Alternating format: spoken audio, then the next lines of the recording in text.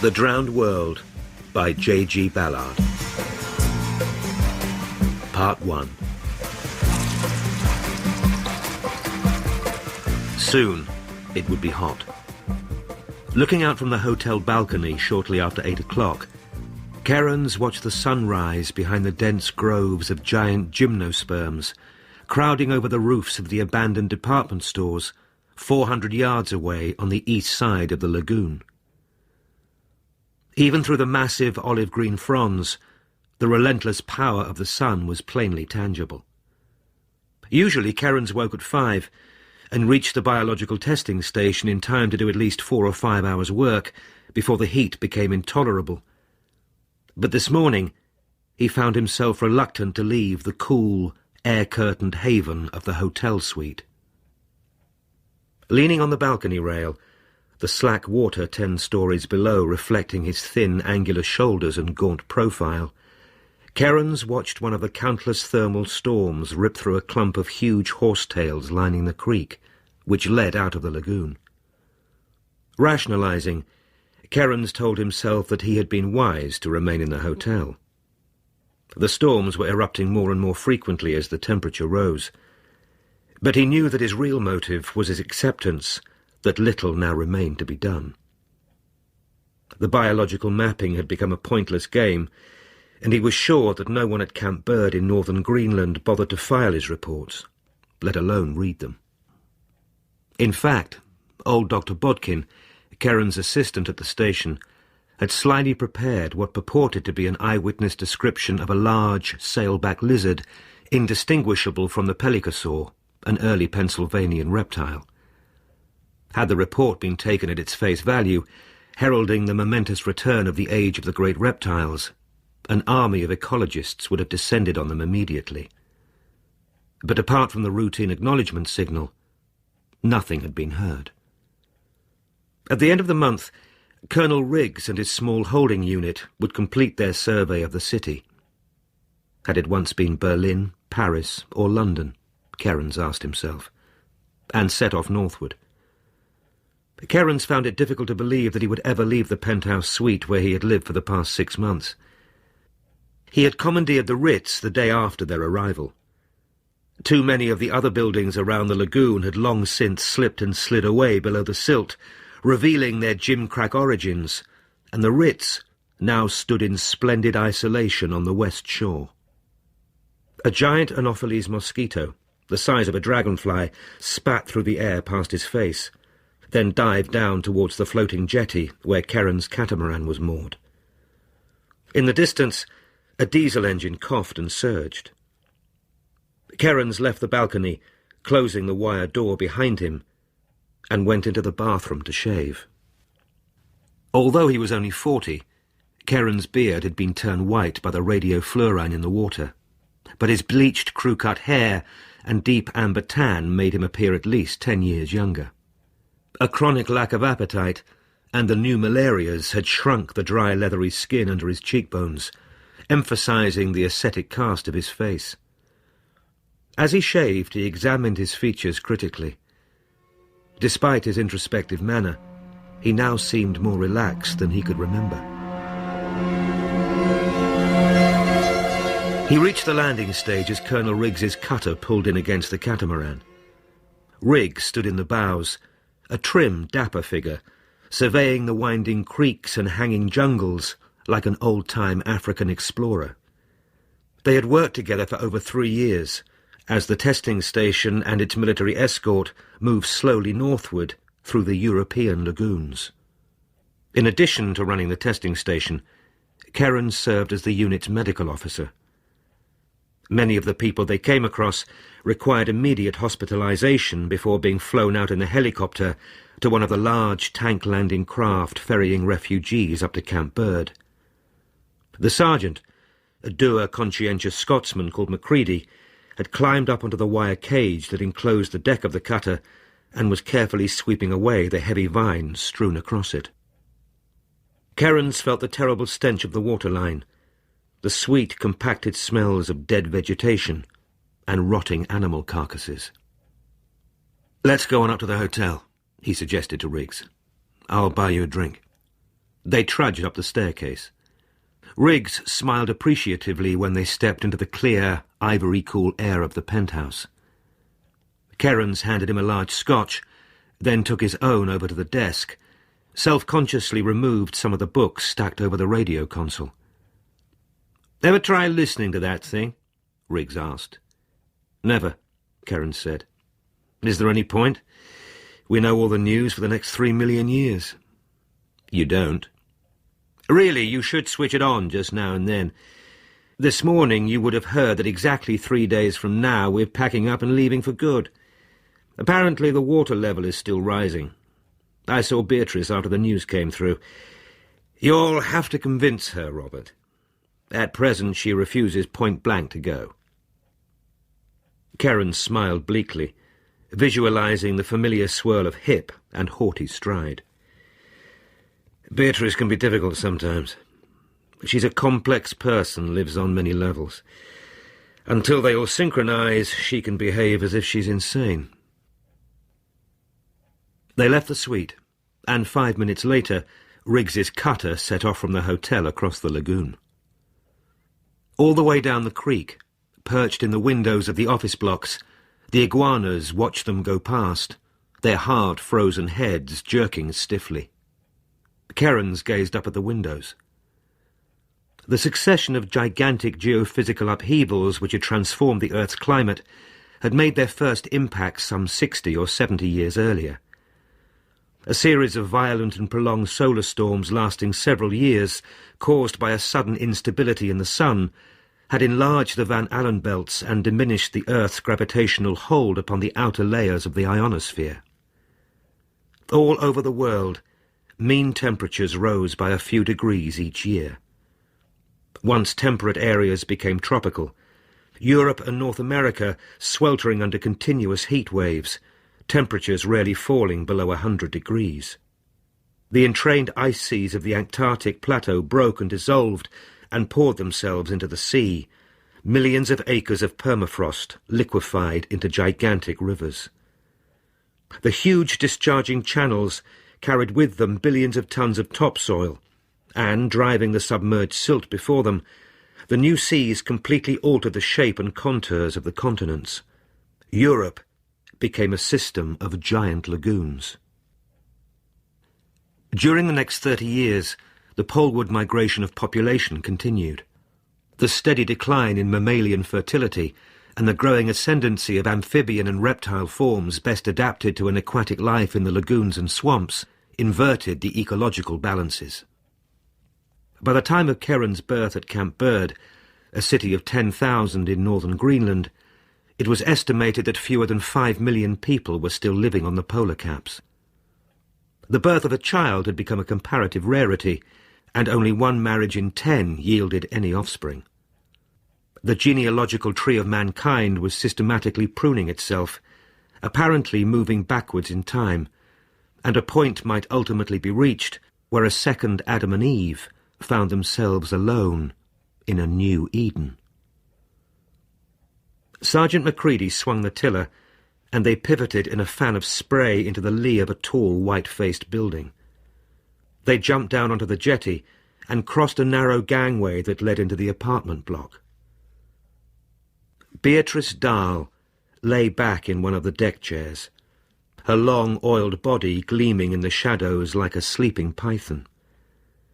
Wide blue-black sunglasses hid her smooth, sleek face, but Kerrans noted the slightly sullen pout of her firm lower lip.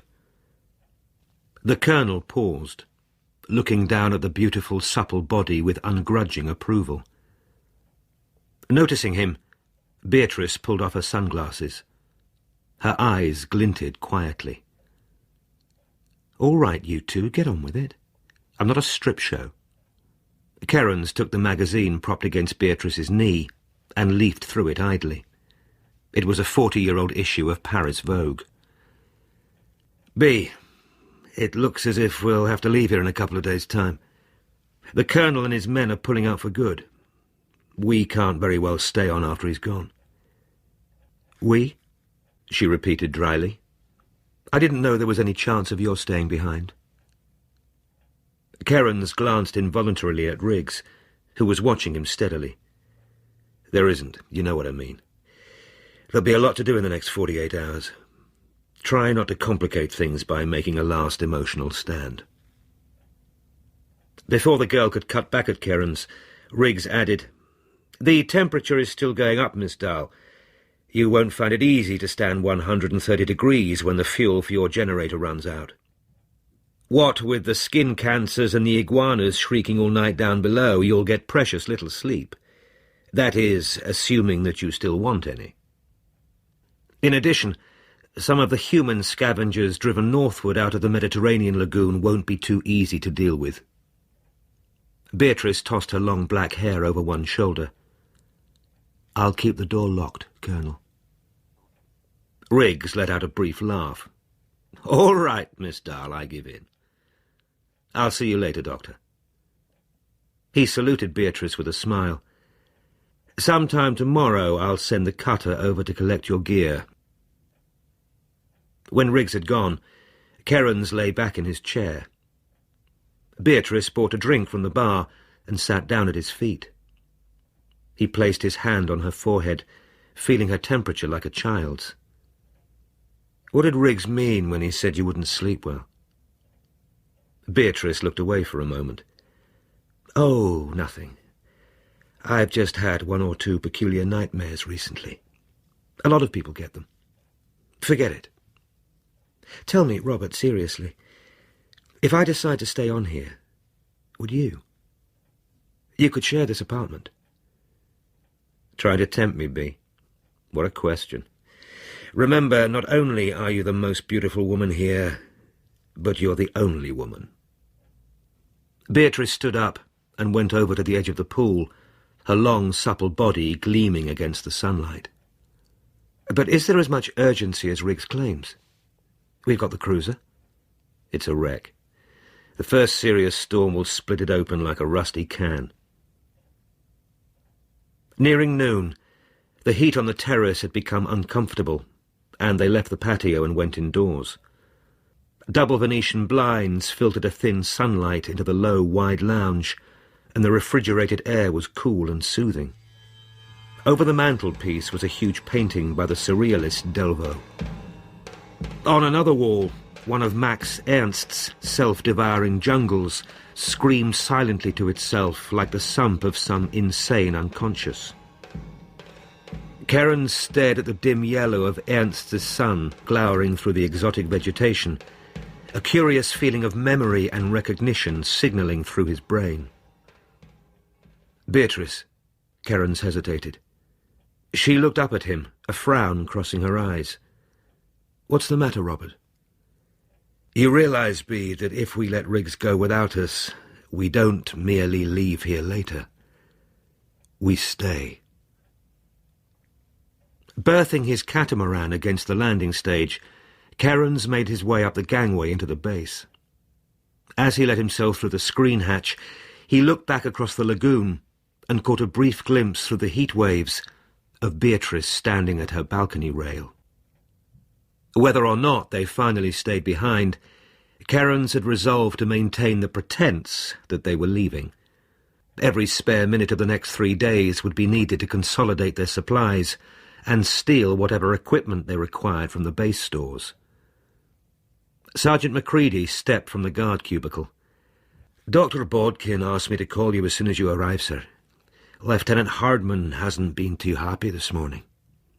Kerins nodded, glancing up and down the empty deck.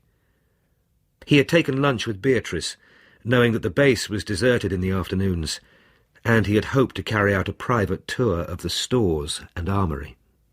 Now, unluckily, Macready, the Colonel's ever-alert watchdog, was hanging about at his heels. Kerins studiously examined a pair of Anopheles mosquitoes, which had slipped through the wire hatch behind him. "They're still getting in," he pointed out to Macready. "What's happened to the double screening you were supposed to be putting up?" Swatting at the mosquitoes with his cap, Macready looked around uncertainly. Kerins left him squinting along the metal louvres and walked off down the deck. As soon as he was out of sight, he stepped through the first doorway. A single light burning in the armoury illuminated a row of metal cartons of explosive. Kerens leaned his elbows on the bench, playing absent-mindedly with a 4-inch diameter brass compass that had been left for repair. Thinking about the explosive and the possibility of stealing detonators and fuse wire, Kerens lifted the compass and weighed it in his hand. Leaving the armoury, he began to climb the stairway, uncaging the compass and letting the pointer dance and float. Suddenly, as he visualized himself throwing his weight onto the handles of a plunger box and catapulting Riggs, the base and the testing station into the next lagoon, he stopped and steadied himself against the rail. Smiling ruefully at the absurdity of the fantasy, he wondered why he had indulged it. "Look out, Kerens," he murmured to himself. "You're living on 2 levels." 5 minutes later, when he entered the sick bay on B-deck, he found more urgent problems facing him.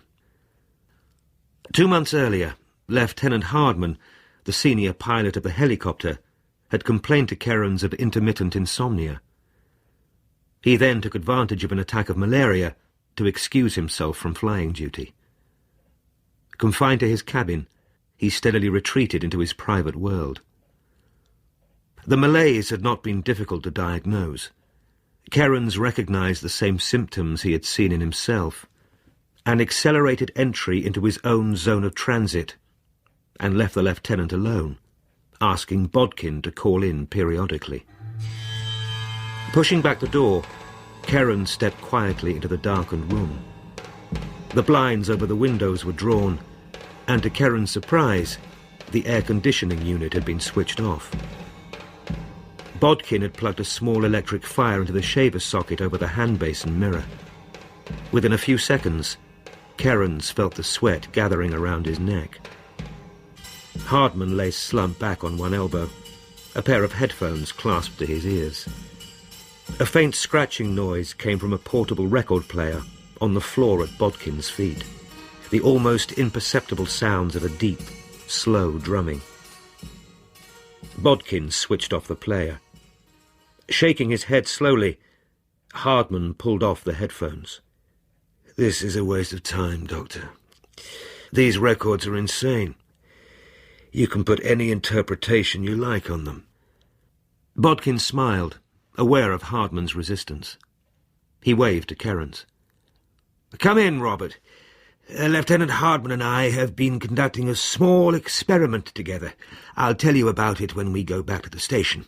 Now," he pointed to a contraption on the bedside table, which appeared to be 2 alarm clocks clipped back to back. "Keep this thing running as long as you can. All you have to do is reset both alarms after each 12-hour cycle. They'll wake you once every 10 minutes, just enough time for you to get sufficient rest before you slide off the preconscious shelf into deep sleep. With luck, there'll be no more dreams." Hardman smiled skeptically. "I think you're being over-optimistic, Doctor. What you really mean is that I won't be aware of them. Sometimes I think I have the dreams continuously, every minute of the day. Perhaps we all do." Kerens nodded. "A change of climate will probably help. 3 days from now, when we leave, I think we'll all show a marked improvement."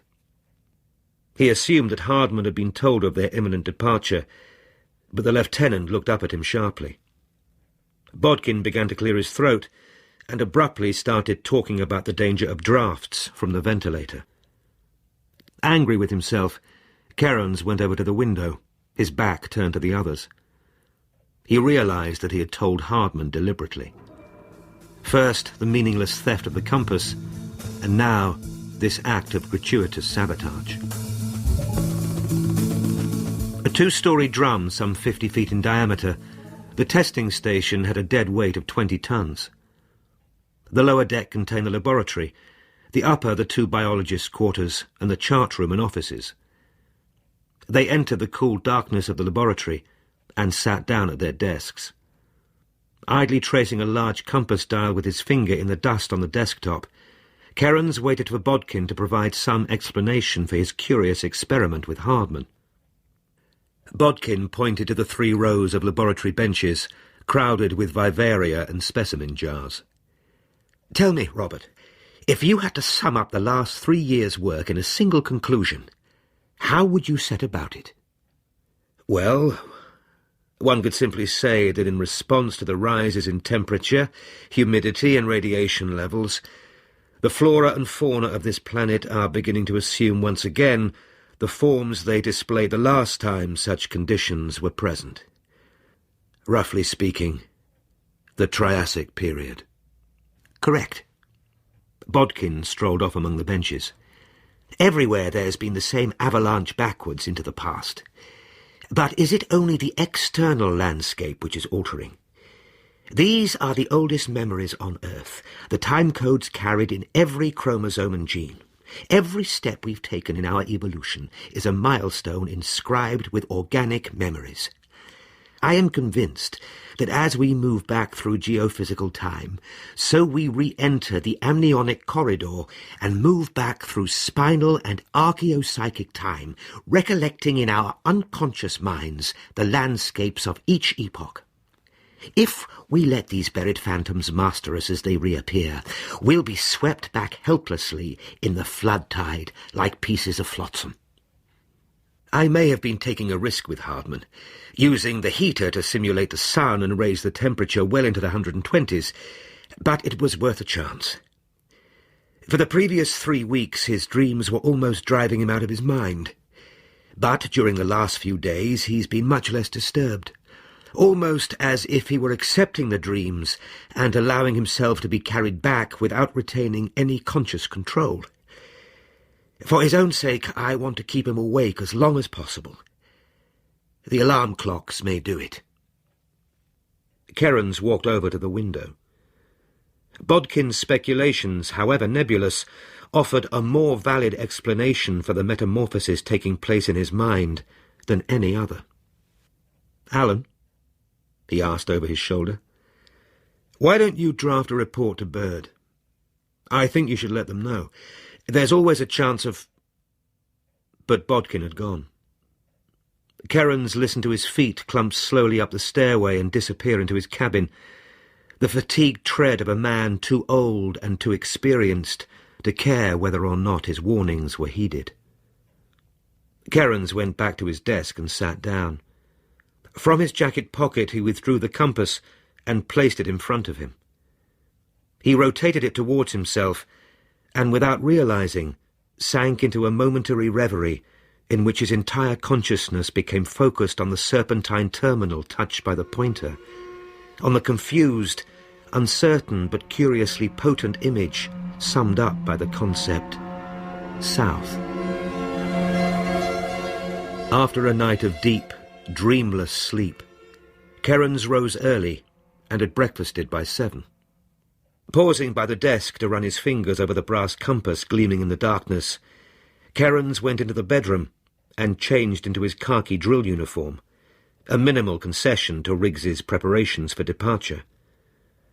Although he accepted the possibility that he would remain behind, Kerens found himself reluctant to make any systematic precautions. At first he assumed that this reflected a shrewd unconscious assessment that his good sense would prevail, but as he started the outboard and drove the catamaran towards the next lagoon, he realized that this indifference marked the special nature of the decision to remain behind. To use the symbolic language of Bodkin's schema, he would then be abandoning the conventional estimates of time in relation to his own physical needs and entering the world of total neuronic time, where 1,000,000 years was the shortest working unit.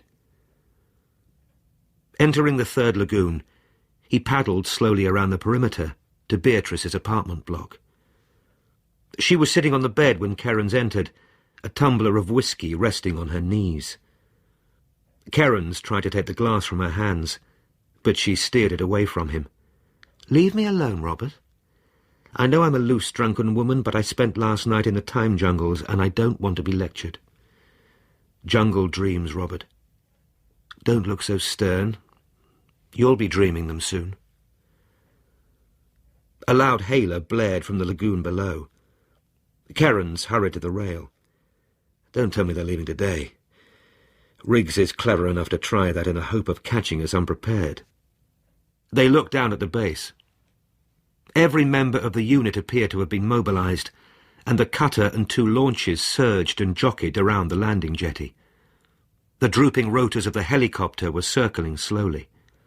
Suddenly, Macready noticed Cairns at the balcony rail. He spoke to Riggs, who picked up an electric megaphone and walked across the roof. "Cairns! Dr. Cairns!" Giant fragments of the amplified phrases boomed among the rooftops, echoing off the windows. Cairns cupped his ears, trying to distinguish what the colonel was shouting, but the sounds were lost in the mounting roar of the helicopter. Then Riggs and Macready climbed into the cabin, and the pilot began to semaphore at Cairns through the cockpit windscreen. Cairns translated the Morse signals, then turned quickly from the rail. "They're going to pick me up here," he told Beatrice, as the helicopter rose and lifted diagonally across the lagoon. "But what's happened, Robert? Why is Riggs so excited?" Cairns stared out across the green-ringed lagoons, a sudden spasm of anxiety twisting one corner of his mouth. "He's not excited, just worried stiff. Everything is beginning to collapse around him. Lieutenant Hardman has disappeared."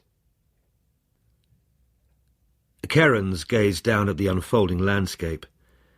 Hardman's disappearance had been discovered at 8 o'clock that morning, but he had almost certainly left the previous evening.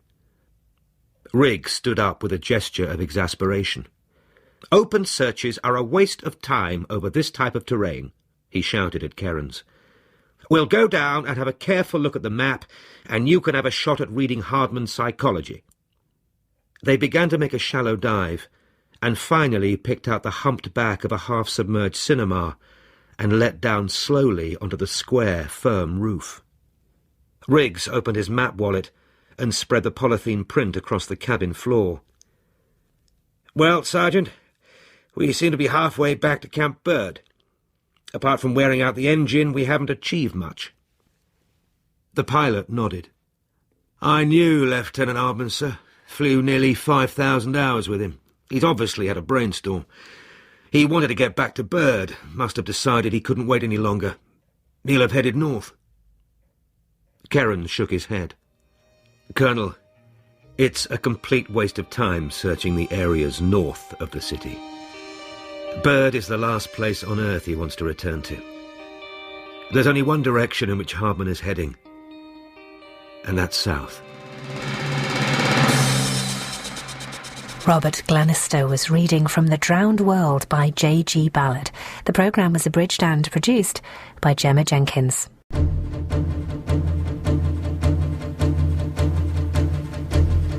The Drowned World by JG Ballard. Part 2. From the hatchway of the helicopter, Cairns scrutinised the semicircular crescent of a large apartment block. The upper stories of the block stood above the water, enclosing a low mound of muddy brown silt. The mud was beginning to dry and grow firm. To Cairns, shielding his eyes from the reflected sunlight, its smooth surface seemed to be scored by 2 faint parallel lines, about 6 feet apart, that led across to the jutting roof of a submerged balcony.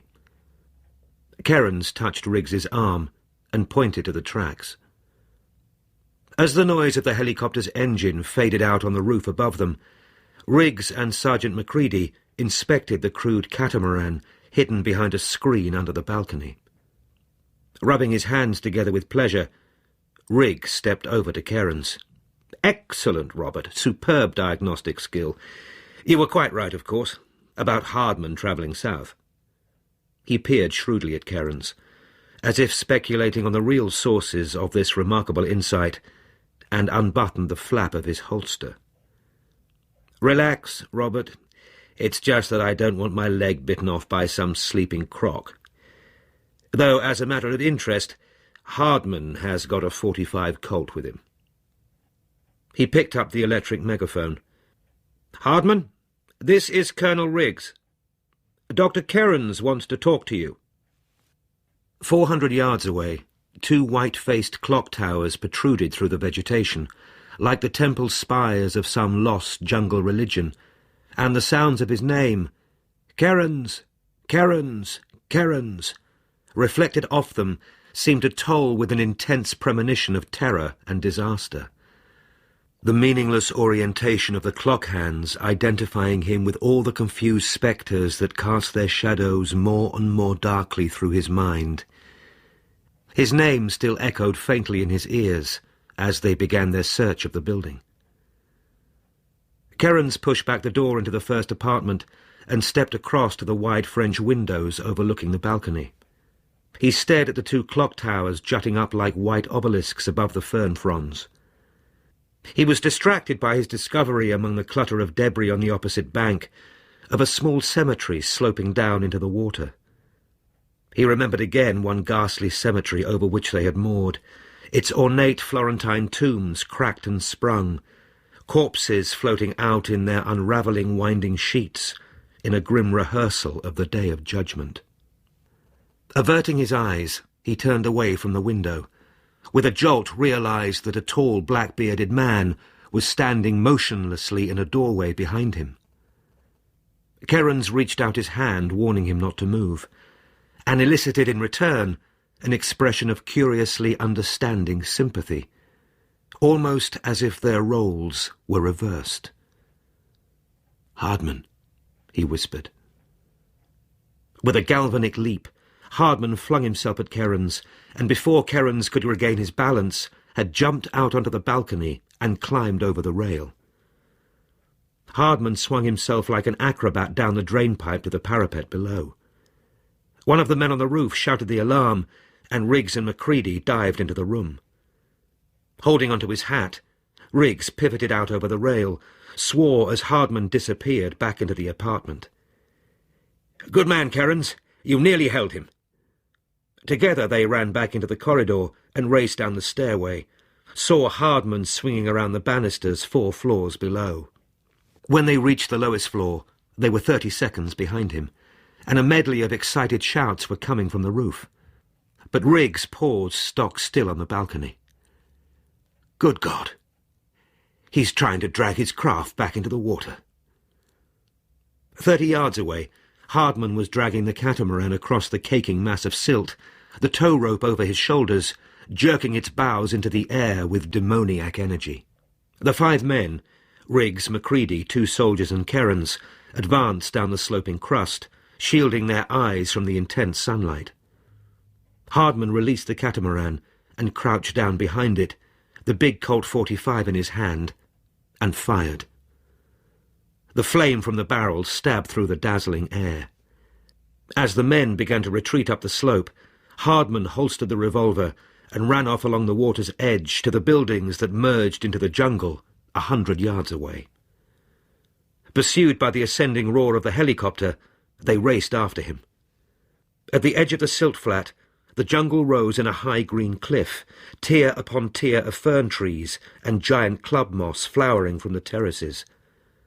Without hesitating, Hardman plunged into a narrow interval between 2 ancient cobbled walls. "Keep after him, Sergeant," Riggs bellowed when Macready paused to wait for the colonel. "We've nearly got him." To Kerens he confided, "God, what a shambles." He pointed hopelessly at the huge figure of Hardman, pounding away in long strides. "What's driving the man? I've a damn good mind to let him go and get on with it."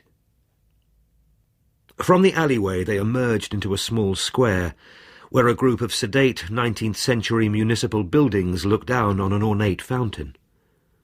Nearing noon, the sun filled this antique forum with a harsh, burning light. Kerens advanced slowly across the cracked flagstones. Somewhere among the shadows, he could hear Hardman's exhausted breathing. Shaking the square with its noise, the helicopter soared slowly overhead. The noise and heat drummed at Kerens' brain, bludgeoning him like 1,000 clubs, clouds of dust billowing around him. Abruptly the helicopter began to lose lift. With an agonized acceleration of its engine, slid out of the air into the square, then picked up just before it touched the ground. As it revolved, the tail rotor lashed into the portico of the old courthouse. In an explosion of splintered marble, the helicopter porpoised and plunged heavily onto the cobbles. Cutting his engine, Daly sat back at his controls, half stunned, and trying helplessly to remove his harness.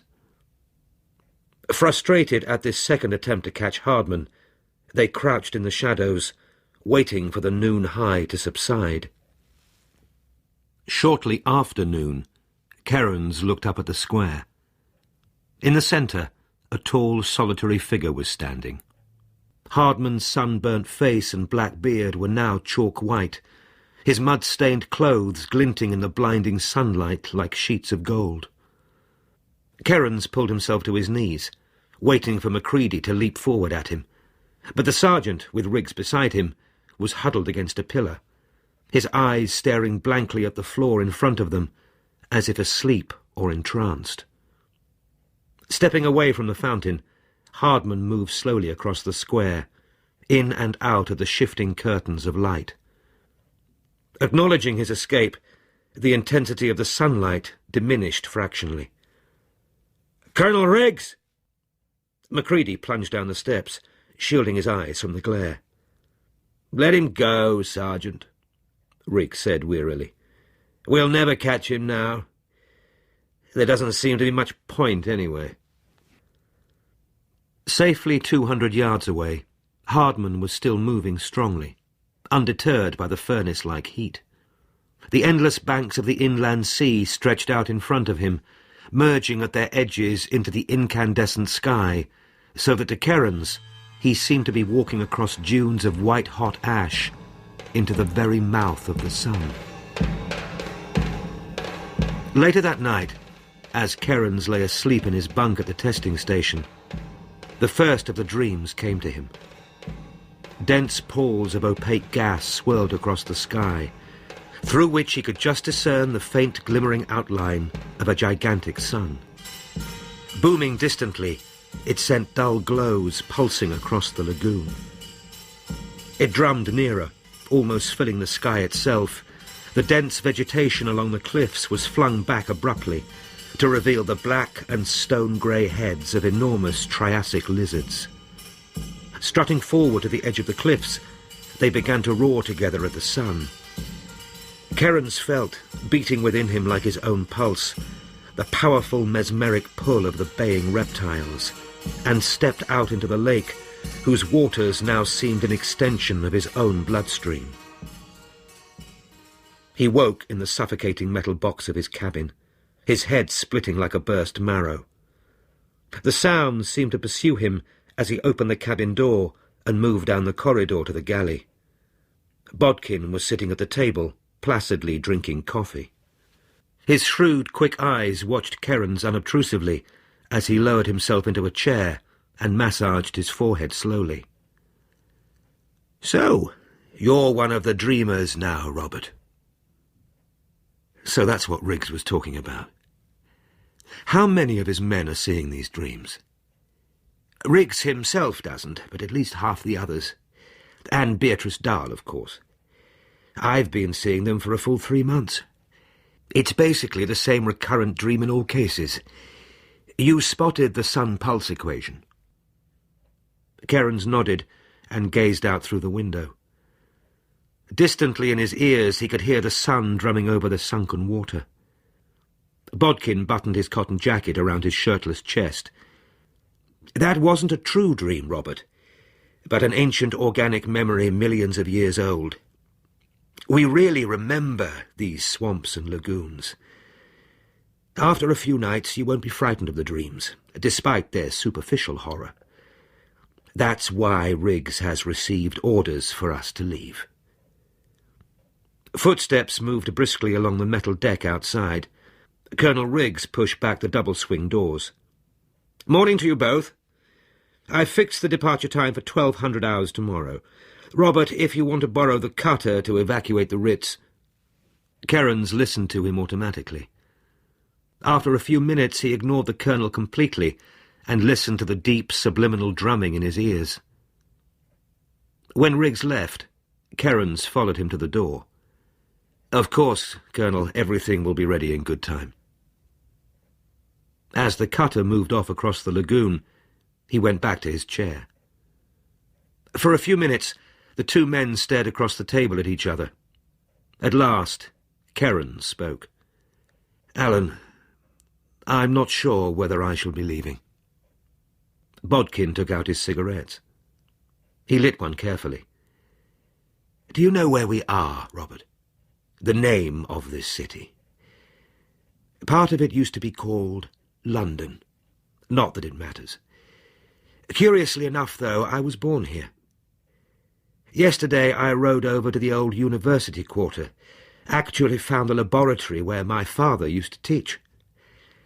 In a sense, this city is the only home I've ever known." He broke off abruptly, his face suddenly tired.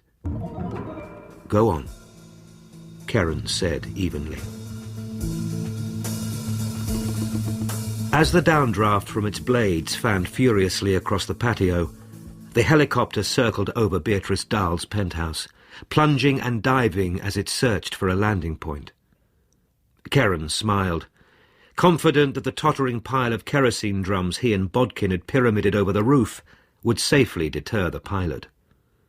The hatless figure of Riggs appeared in the helicopter doorway as he bellowed into an electric megaphone. Beatrice ran across to Kerens from her observation post at the far end of the lounge. "Robert, he's trying to talk to us." Kerens nodded, the Colonel's voice completely lost in the engine roar. Riggs finished, and the helicopter soared away across the lagoon, taking the noise and vibration with it. Kerens put his arm around Beatrice's shoulders. "Well, I think we have a pretty good idea of what he was saying." They went out onto the patio, waving up to Bodkin, who had appeared from the elevator house. Riggs had set off at noon as planned, sending the cutter over to the apartment house where he assumed the two biologists were hiding. Finding the elevator out of order, his men had refused a 20-story climb up the stairway, so Riggs had finally tried to reach them with the helicopter. Bodkin joined them, and the three of them went back into the lounge. Resuming the action conference interrupted by the helicopter, Kerens guessed that the present unity of the group would not be long maintained. They were entering a new zone, where the usual obligations and allegiances ceased to operate. By and large, each of them would have to pursue his or her own pathway through the time jungles. Although they might see one another occasionally around the lagoons, their only true meeting ground would be in their dreams.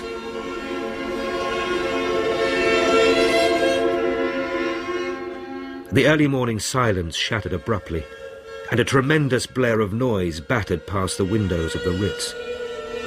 Kerens kicked back the mesh door onto the balcony in time to see a white-hulled hydroplane speed by around the lagoon, a tall, broad-shouldered man in the cockpit wearing a white helmet and jerkin. Kerens had a glimpse of a rakish profile, bright eyes and teeth, an expression of exhilarated conquest. During the 6 weeks since Riggs's departure, Kerens had lived almost alone in his penthouse suite, immersing himself more and more deeply in the silent world of the surrounding jungle. This violent eruption of noise and the arrival of this strange white-suited figure momentarily disconcerted him, jerking him from his lassitude and torpor. As he watched, several square black-hulled craft, paint peeling from the giant dragon eyes and teeth slashed across their bows, jockeyed into view. Manned by a dozen dusky-skinned figures in white shorts and singlets, the scows moved out towards the centre of the lagoon. Half deafened by the noise, Kerens stared down at a vast swarm of long brown forms, swimming powerfully through the seething water. By far the largest alligators he had seen jostled together ferociously as they fought their way into the clear water, churning in a pack around the now stationary hydroplane, until at least 2,000 were present, a massive group incarnation of reptilian evil. Kerens scrambled down the fire escape and splashed down the sloping roof to the catamaran. After half an hour and a few minor duels with iguanas, he managed to reach Beatrice's apartment house. She met him as he stepped out of the elevator, wide-eyed with alarm. "Robert, what's happening? Have you seen the alligators? There are thousands of them." Kerens hurried over to the window. The shoal of alligators followed in the wake of the hydroplane, those at the tail breaking off to station themselves at points around the shore. Those devilish things must be their watchguards, Kerens decided. A large three-decker paddle boat had entered the lagoon. Kerens guessed that this was the group's depot ship, and that they were engaged, like most of the other freebooters still wandering through the equatorial lagoons and archipelagos, in pillaging the drowned cities. "Look!" Beatrice pointed down at the testing station. Dr. Bodkin stood on the roof, waving slowly at the men on the bridge of the paddle boat. One of them, a bare-chested Negro in white slacks and a peaked cap, began to shout back through a loud hailer. Kerens shrugged. "Alan's right. We've everything to gain by showing ourselves. If we help them, they'll soon push off and leave us alone." Beatrice hesitated, but Kerens took her arm. The hydroplane was crossing the central lagoon. "Come on. If we get down to the jetty in time, he'll probably give us a lift." Strangman lounged back under the cool awning that shaded the poop deck of the depot ship. Beatrice, Kerens and Bodkin sat in a semicircle on low couches. Shifts of mood seemed to cross and recross Strangman's face, making him look in turn irritable, amiable, bored and abstracted.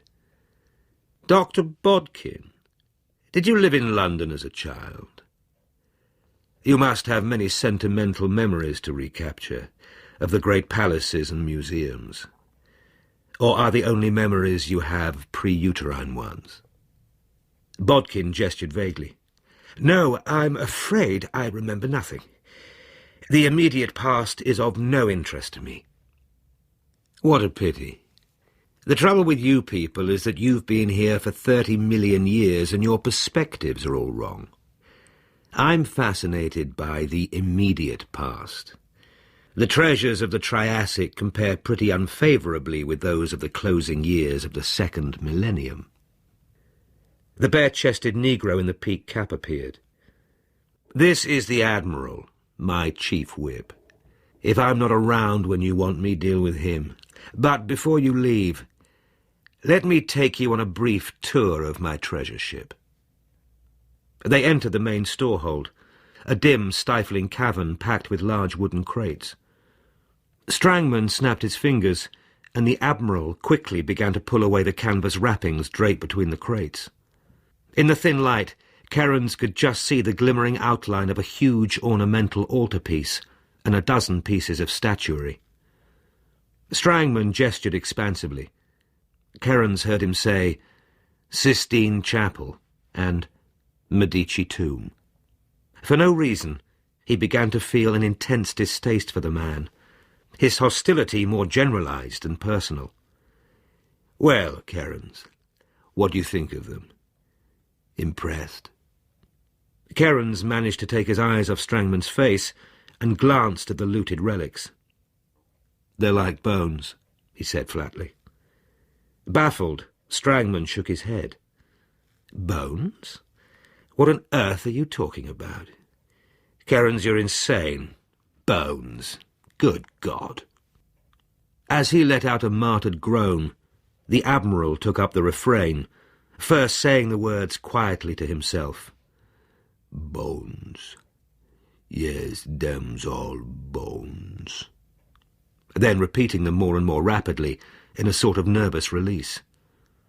The other sailors joined in, and together they began to chant it out, convulsed over like snake dancers.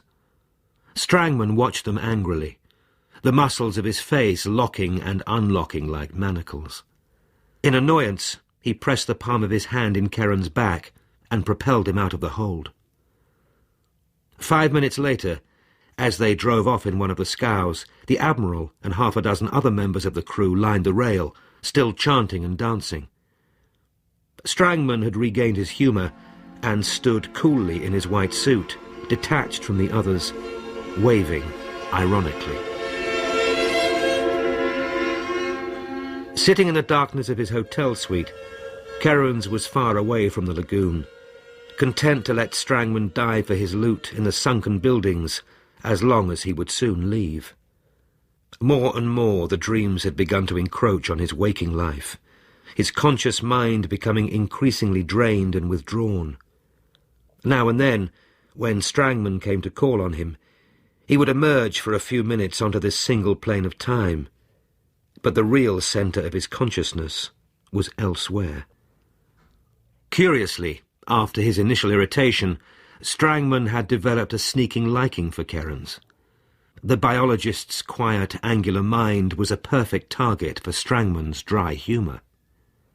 At times he would subtly mimic Kerrans, earnestly taking his arm during one of their dialogues and saying, "You know, Kerrans, leaving the sea 200 million years ago may have been a deep trauma from which we've never recovered." It was after the diving party arranged by Strangman that Kerrans first realised the true nature of his fear of the man. Ostensibly, the party had been devised by Strangman as a social function to bring the three exiles together. In his laconic, offhand way, Strangman had begun to lay siege to Beatrice, deliberately cultivating Kerrans as a means of securing an easy entree to her apartment. But the real reason for his diving gala was more practical. For some time he had noticed Bodkin punting around the creeks of the former university quarter, and, attributing his own motives to others, assumed that Bodkin was searching for some long-buried treasure.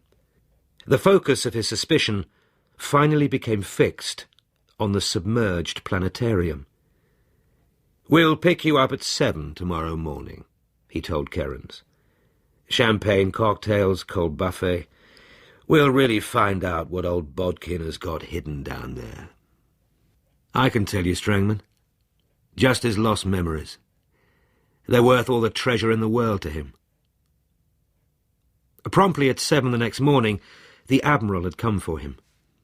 They collected Beatrice and Dr. Bodkin, and then repaired to the depot ship, where Strangman was completing his preparations for the dive.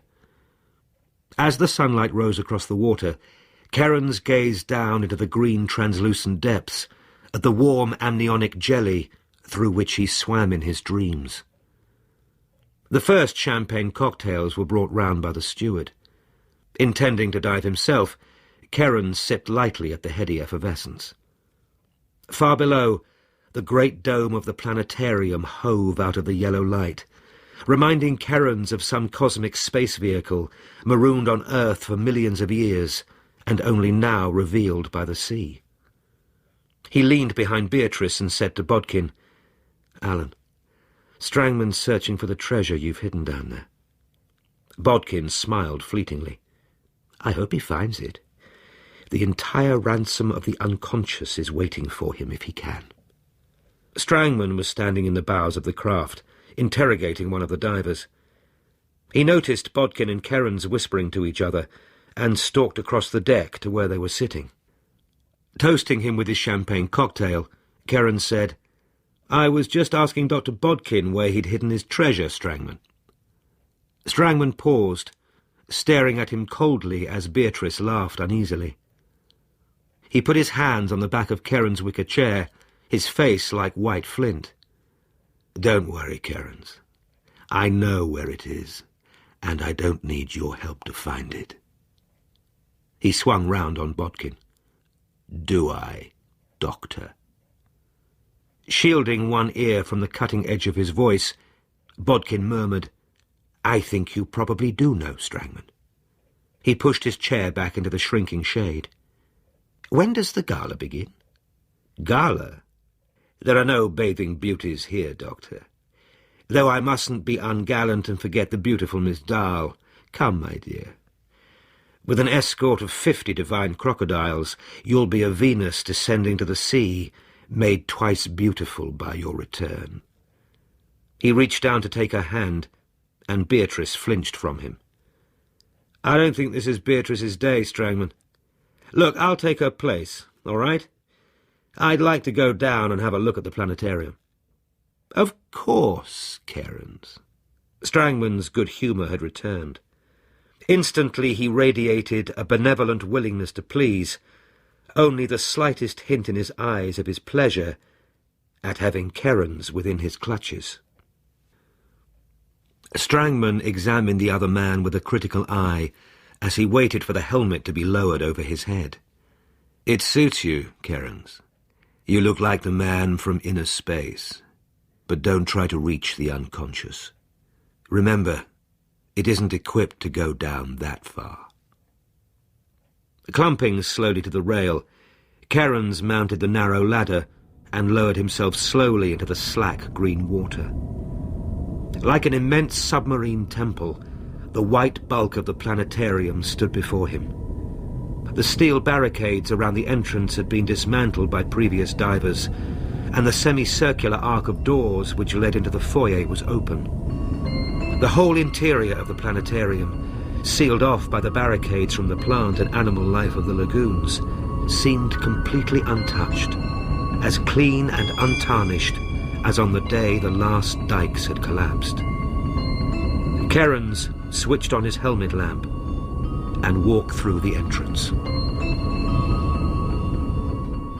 Robert Glenister was the reader. The programme was abridged and produced by Gemma Jenkins. The Drowned World by JG Ballard. Part 3. As the air hissed reassuringly through his helmet, Cairns moved forward across the room. A few shelves sagged from one wall. A filing cabinet loomed in a corner.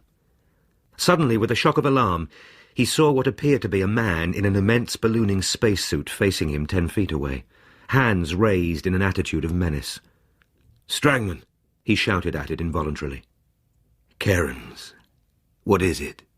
Strangman's voice, closer than the whisper of his own consciousness, cut across his panic. "Sorry, Strangman." Cairns pulled himself together and advanced slowly towards the approaching figure. "I've just seen myself in a mirror.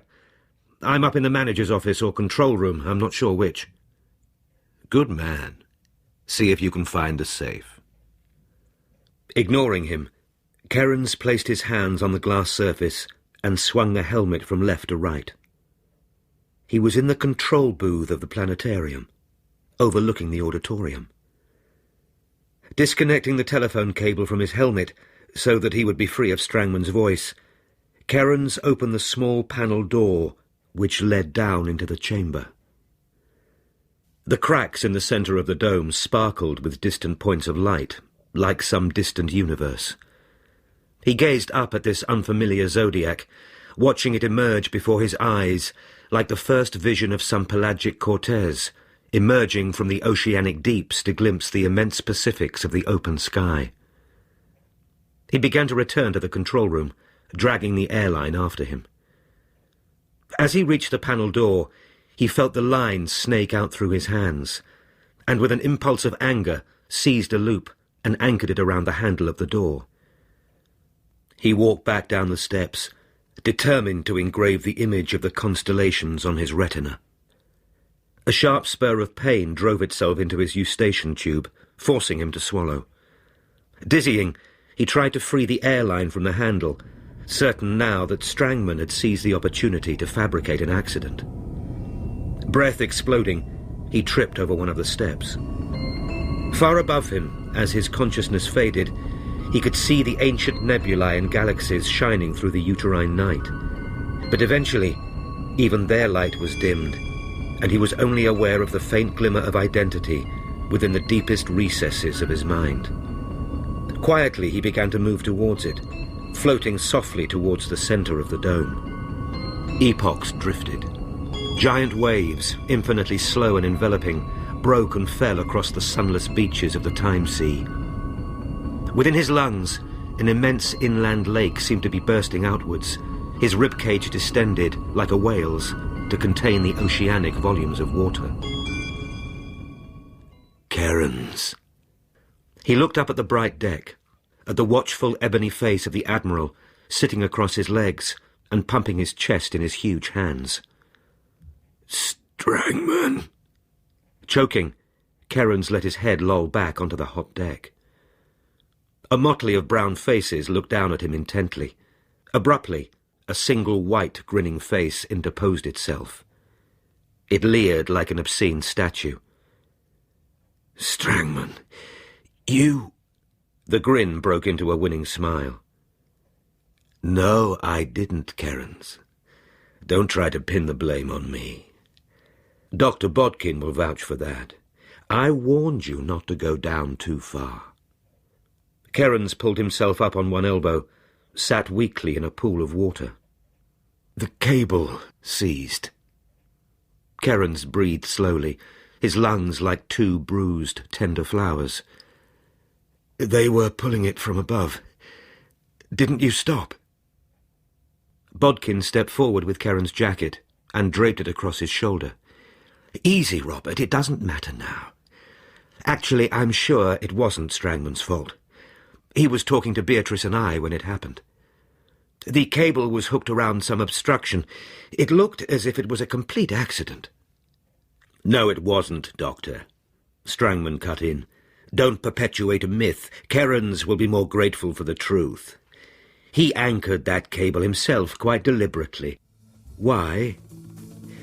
Because he wanted to become part of the drowned world." "Kerens." Kerens stirred fretfully, his head lolling from side to side on the stale pillow. "Kerens." Strangman's voice echoed warningly down the corridor below. Kerens limped slowly to the bathroom, managed to splash his face by the time the other man let himself into the suite. Strangman examined Kerens' dulled eyes with an amiable frown. "Well, how are things in Deep Time?" Kerens sat on the edge of the bed, waiting for the booming of the phantom jungles in his mind to fade. "What brings you here?" he asked flatly. Strangman put on an expression of deep injury. "Kerens, I like you. You keep forgetting that. Actually, I have another motive. I want you to have dinner with me tonight. Beatrice and old Bodkin will be there. It should be pretty swagger.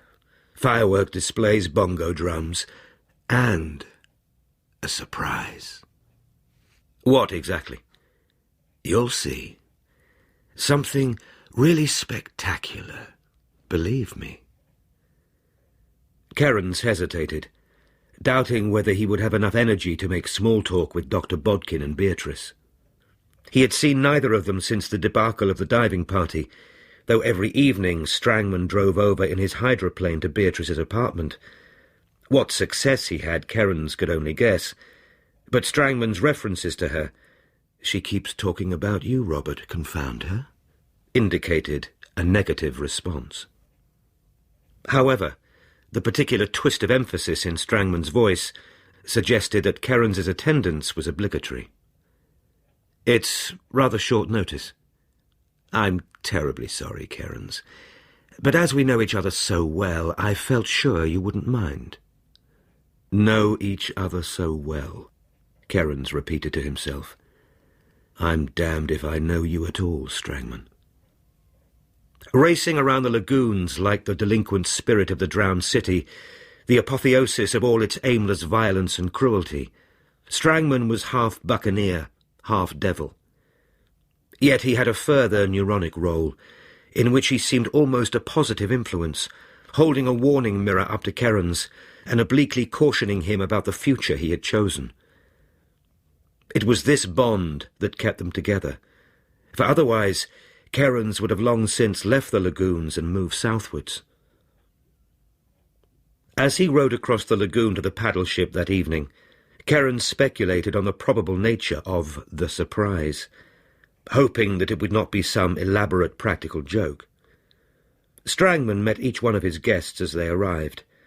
In high spirits, he managed a sustained mood of charm and good cheer, complimenting Beatrice elaborately on her appearance.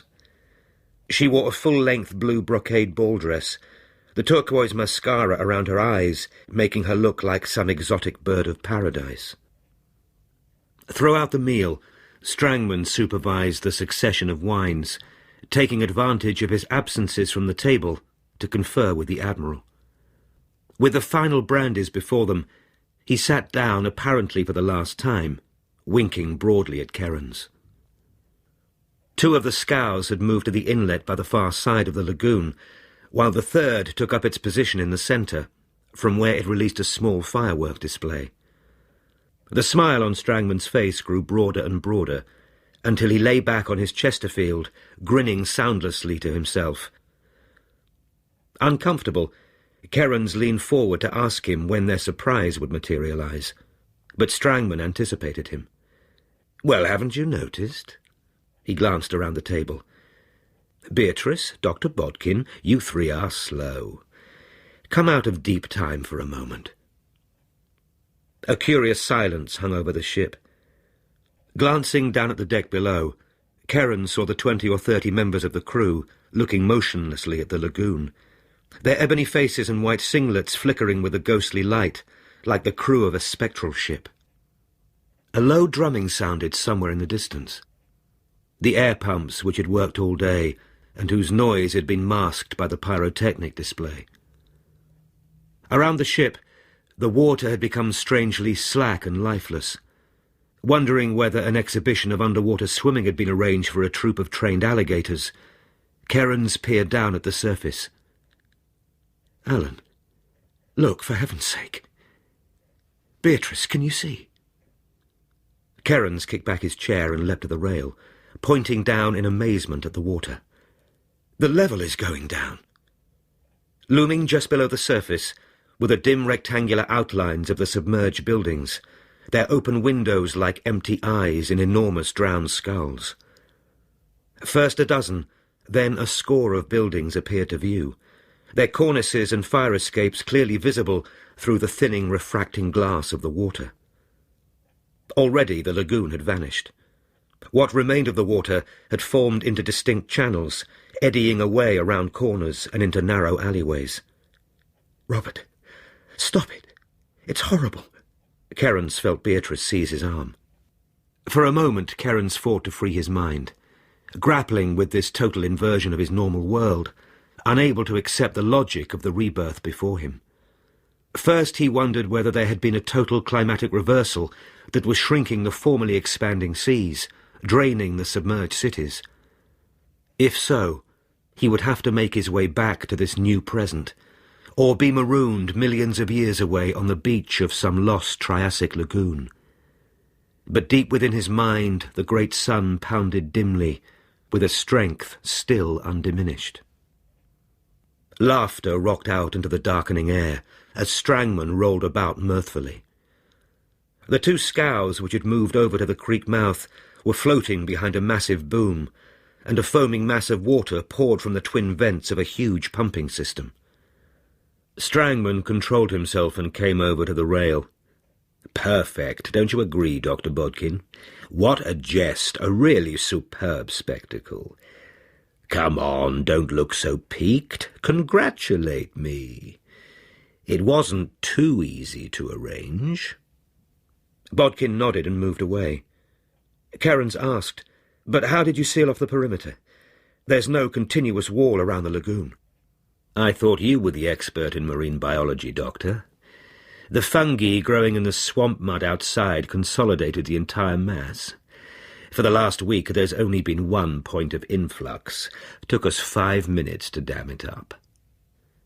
He gazed out brightly at the emerging streets, the humped backs of cars and buses appearing through the surface. Numbly, Bodkin said, "Leicester Square." His laughter vanishing, Strangman swung on him. "So you do know your way around here, Doctor. By God, we're really in business now." With a snarl, he flung himself away from them, shouting up at the Admiral. Beatrice watched him disappear below with alarm. "Robert, he's insane. What are we going to do? He'll drain all the lagoons." Kerens nodded, thinking about the transformation of Strangman which he had witnessed. With the reappearance of the submerged streets and buildings, his entire manner had changed abruptly. All traces of courtly refinement and laconic humour had vanished. He was now callous and vulpine, the renegade spirit of the hoodlum streets returning to his lost playground. "It doesn't matter that much," Kerens temporized. "When he's finished stripping the stores and museums, they'll leave. Anyway, the rainstorms will be here in a week or two." Beatrice cleared her throat distastefully. "But it's all so hideous, like some imaginary city of hell. Robert, I need the lagoon." "Well, we could leave and move south. What do you think, Alan?" Bodkin shook his head slowly. "You two go. I must stay here." He looked down at the streets, hands clasping the rail like an old man at the counter of some vast store, shopping for the memories of his childhood. Beatrice, Kerens and Dr. Bodkin were able to walk out into the streets. Dying fish and marine plants expired in the centre of the roadways, and huge banks of black sludge were silted up into the gutters and over the sidewalks. Strangman at their head, racing along in his white suit, the crew charged off in a bellowing pack. A few derisive shouts of "Mr. Bones" faded around Kerens as he helped Beatrice down off the gangway. Kerens led the way across the pavement to the nearest buildings. They turned away from the sounds of revelry coming from the other side of the square and walked westwards down the dim, dripping canyons. "Let's hope they find something that satisfies them," Bodkin murmured. The trio made their way across the nexus of streets. "Robert." Bodkin held his arm, pointing down the darkened street ahead of them. 50 yards away, its metal dome outlined faintly in the fragmentary light of the distant signal rockets, stood the sombre, shadow-draped hull of the planetarium. Kerens walked forward, half uncertain, half curious, towards this pantheon which held so many of his terrors and enigmas. He peered cautiously into the interior of the darkened foyer. Thick black mud lay everywhere, over the ticket booths and the stairways to the mezzanine. The once translucent threshold of the womb had vanished, its place taken by the gateway to a sewer. Quickly he took Beatrice's arm and retraced their steps down the street. "I'm afraid the magic has gone. I suppose Strangman would say that the suicide should never return to the scene of his crime." During the next days, events proceeded to even greater madness. Increasingly disorientated, Kerens would wander alone through the dark streets at night. By day it became unbearably hot, unable to tear himself away from his memories of the old lagoon, yet at the same time locked fast to the empty streets and gutted buildings. After his first surprise at seeing the drained lagoon, he began to sink rapidly into a state of dulled inertia from which he tried helplessly to rouse himself.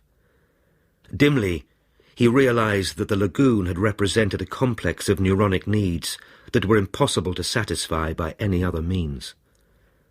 The great sun beating in his mind almost drowned out the sounds of the looting and revelry. At midnight, he would wander feverishly through the roistering singers in the square, watching the dancing and listening to the beat of the drums and guitars, overlaid in his mind by the insistent pounding of the black sun. By an inversion of logic, it was safer to stay closer to Strangman than to try to continue his previous separate regimen. Bodkin attempted this, withdrawing in a growing state of shock to the testing station, but on one of his midnight forays out into the streets of the university quarter, he had been seized by a group of sailors and roughly manhandled. By attaching himself to Strangman's entourage, Kerens had at least conceded his absolute authority over the lagoons. Once he managed to force himself to visit Bodkin, found him resting quietly in his bunk, cooled by a homemade fan and the fading air conditioner. Like himself, Bodkin seemed to be isolated on a small spur of reality in the centre of the time sea. "Robert," he murmured through his swollen lips, "get away from here. Take her, the girl, Beatrice, and find another lagoon." Kerens nodded. "I know, Alan. Strangman's insane and dangerous, but for some reason I can't leave yet. I don't know why, but there's something here. Those naked streets, what is it? Bodkin managed to sit up weakly. Kerens, listen. Take her and go. Tonight. Time doesn't exist here now. After the initial abandon, the looting began to take on a more serious note. Whatever his private reasons, Strangman was solely interested in objets d'art, and after a careful reconnaissance, identified one of the city's principal museums. But to his annoyance, the building had been stripped, and his only salvage was a large mosaic, which his men removed tile by tile from the entrance hall, and laid out like a vast jigsaw on the observation deck of the depot ship. This disappointment prompted Kerens to warn Bodkin that Strangman might try to vent his spleen on him, but when he climbed up to the testing station early the next evening, he found that Bodkin had gone. Beatrice, however, was still there. Like Kerens, she had sunk into a private reverie, but at midnight she would always come down from her penthouse among the stars and join Strangman at his parties. Strangman treated her with a strange deference, not unmarked by a polite hostility, almost as if she were a tribal totem, a deity whose power was responsible for their continued good fortune, but nonetheless resented. Kerens tried to stay near her, within her orbit of protection, and the evening after Bodkin's disappearance leaned across the cushions to say, "Alan's gone. Did he see you before he left?" But Beatrice stared out over the fires burning in the square. "Listen to the drumming, Robert. How many suns are there, do you think?" Wilder now than Kerens had ever seen him, Strangman danced about the campfires, sometimes forcing Kerens to join him, inciting the bongo drummers to ever faster rhythms. Then, exhausted, he would slump back on his divan, his thin white face like blue chalk. Leaning on one elbow, he stared somberly at Kerens.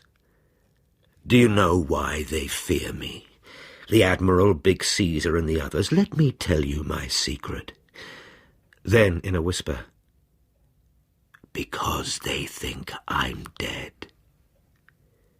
In a spasm of laughter, he rocked back into the divan, shaking helplessly. "Oh, my God, Kerens, what's the matter with you two? Come out of that trance." Suddenly a shout went up. Above them, outlined against the setting sky, was the small figure of Dr. Bodkin, picking his way slowly across the wooden barrage that held back the creek waters outside. He carried a small wooden box in one hand, a faint light fizzing from a trailing wire. Strangman bellowed, "Admiral, Big Caesar! Get him! He's got a bomb!" In a wild scramble, everyone raced off across the square, Big Caesar's shotgun slamming out over their heads. Bodkin had left the bomb in the centre of the dam and was racing away over the rooftops. Straddling the final ledge, Strangman leapt up onto the barrage, in a dozen strides reached the bomb, and kicked it out into the centre of the creek.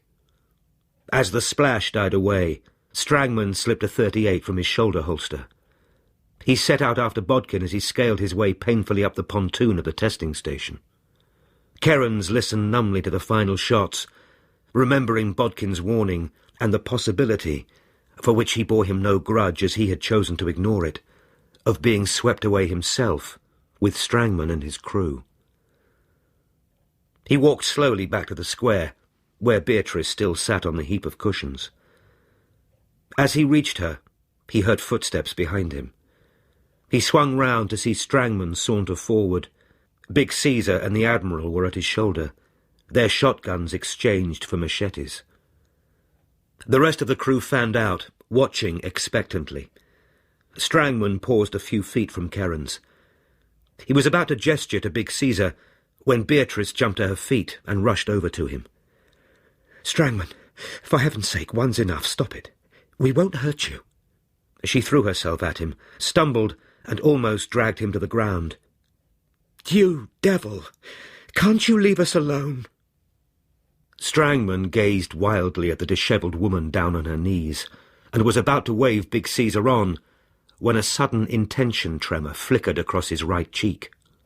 He slapped at it with his hand, trying to brush it away like a fly, then flexed his facial muscles in an ugly grimace, unable to master the spasm. Aware of his master's indecision, Big Caesar hesitated, and Kerens moved backwards into the shadows under the depot ship. "All right."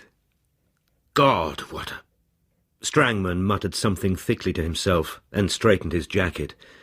The point grudgingly conceded. The tick had faded. He nodded slowly at Beatrice, as if warning her that any future interventions would be ignored, then barked sharply at Big Caesar. The machetes were tossed aside, but before Beatrice could protest again, the entire pack threw itself on Kerens with a series of whoops and yells. Kerens tried to sidestep them, uncertain from the circle of grinning faces whether this was merely some elaborate form of horseplay intended to discharge the tension that Bodkin's murder had generated, and at the same time administer a salutary reproof.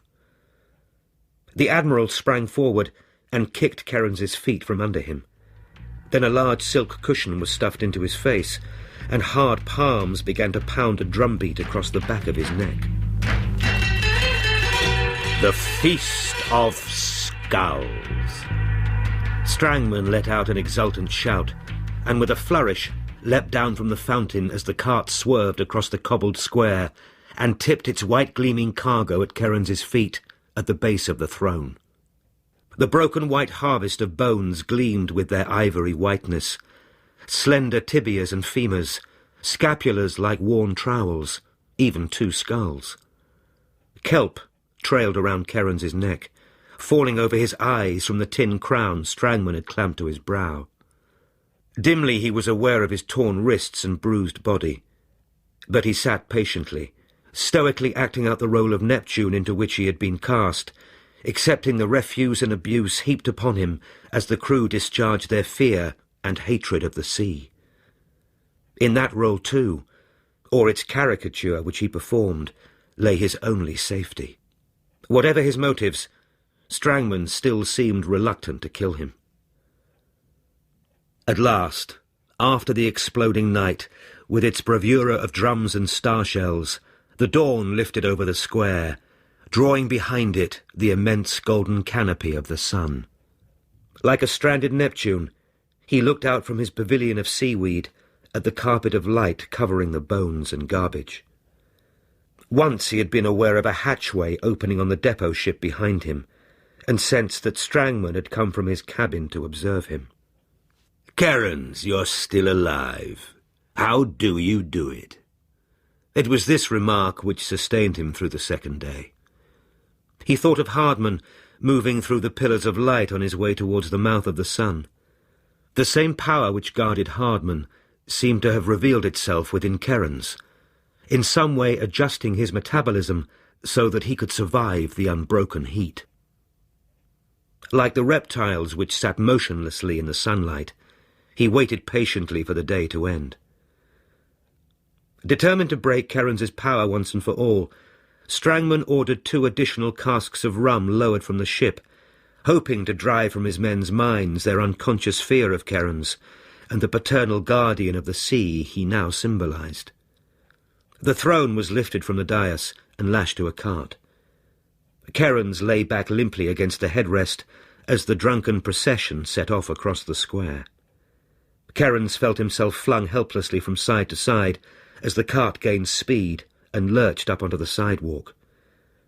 For 50 yards it raced along helplessly, then, in a scream of axle iron and timber, collided with a wall and pitched onto its side. Torn from its mooring, the throne was flung halfway across the street into a low mud bank. Kerens lay face downward, trapped in his seat.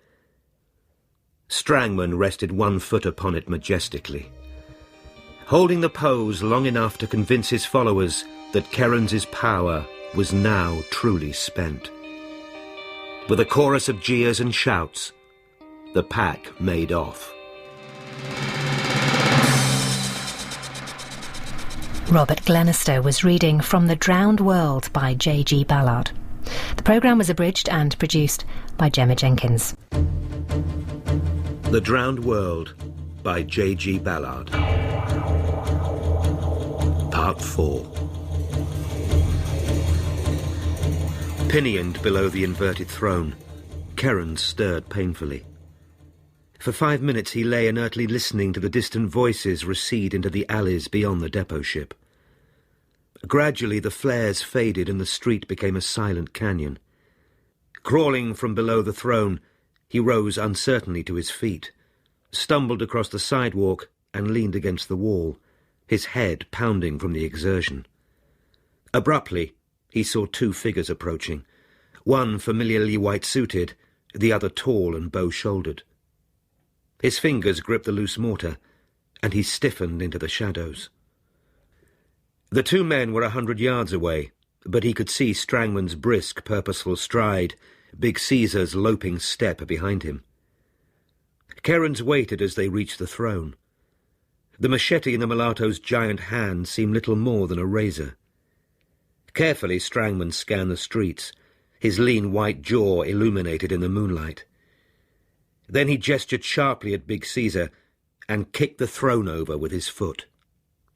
As their oaths rang out into the air, Kerens drew back and tiptoed quickly across the street.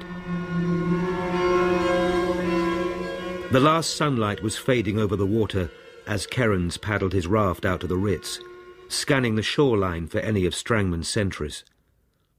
The penthouse had been wrecked. Someone had moved through the room, systematically smashing everything within sight. Kerens went into the bedroom, a faint smile crossing his face when he realized Strangman's housebreakers had failed to find the deep safe behind the bedroom mirror. Kerens's fingers raced through the tumblers. With a relieved intake of breath, he pulled back the door, quickly slipped out the heavy Colt 45 and its carton of slugs. As he surveyed the room, he realized that by a curious paradox, he bore Strangman little malice for wrecking the suite. It merely underlined the need to abandon the lagoon and move southwards. The shattering of this shell, like the piercing doubts about his true unconscious motives set off by his near drowning in the planetarium, was the necessary spur to action, to his emergence into the brighter day of the interior, archaeopsychic sun. Both the past, represented by Colonel Riggs, and the present, contained within the demolished penthouse, no longer offered a viable existence. Kerens climbed over the passenger rail of the depot ship. Crouching down, the Colt steady in his hand, he slowly descended the steps onto the empty deck. Strangman's suite was directly below the bridge, entered by a panelled door in an alcove behind the bar. Kerens waited until a metal tray slammed in the galley, then eased the door off its latch. Head back against a chair, one hand touching the slender stem of a gold-lipped glass, was Beatrice Dahl. Beatrice? Kerens stepped quickly across the room, caught her elbow as she began to rise. "Don't move yet. Strangman and his men are looting the streets. I think there's only the Admiral up on the bridge." Beatrice pressed her face to his shoulders, with her cool fingers traced the black bruises showing through his bronze skin. "Robert, what happened to you?" Her relief and pleasure at seeing Kerens gave way to alarm. "Darling, leave me here and get away. I don't think Strangman will harm me." "Strangman's capable of anything, Beatrice. He's insane. I've built a small raft. It should carry us far enough." He started to walk towards the door, when something moved with snake-like speed, and a whirling silver blade cleft the air and spun towards his head. Wincing with pain, Kerens ducked and felt the blade skim past his right shoulder. A huge, hunchbacked figure filled the doorway. In his right hand was a 12-inch barb of gleaming steel. Big Caesar launched himself at Kerens, the knife driving through the air in a short arc like the tip of a propeller. Beatrice screamed, her voice abruptly drowned in the tremendous roar of the Colt. Jolted by the recoil, Kerens sat down on the sofa, watched the mulatto crash crookedly against the doorway. A strangled, bubbling grunt, which seemed to sum up all his pain and frustration, erupted from Caesar's throat. Then the bunching muscles of his torso contracted for the last time. "Beatrice, come on!" Karen seized her arm. Overhead, footsteps hurried across the deck. "We'll have to try the gangway." He pointed to the unguarded entrance by the starboard rail. "It's the only way left." Halfway down, they heard the Admiral bark at them from the bridge. A moment later, a shotgun roared out, the pellets slashing through the clapboard roof over their heads. They jumped down into the square. Together, they crouched under the hull of the depot ship, then darted across the square to the nearest street. Karen started to run on, the revolver still clasped in his hand, but Beatrice held him back. "No, Robert, look!" In front of them, stretched across the full width of the street, a group approached, a white-suited man at its centre. "Karens!" Strangman advanced at a relaxed amble, well screened by the men on either side of him. All carried machetes and pangas, their faces amiable and unhurried. "Finny, Karens. Finny, sorry, but you're being a bit of a nuisance. Throw away the gun, or we'll kill the doll girl too." Strangman.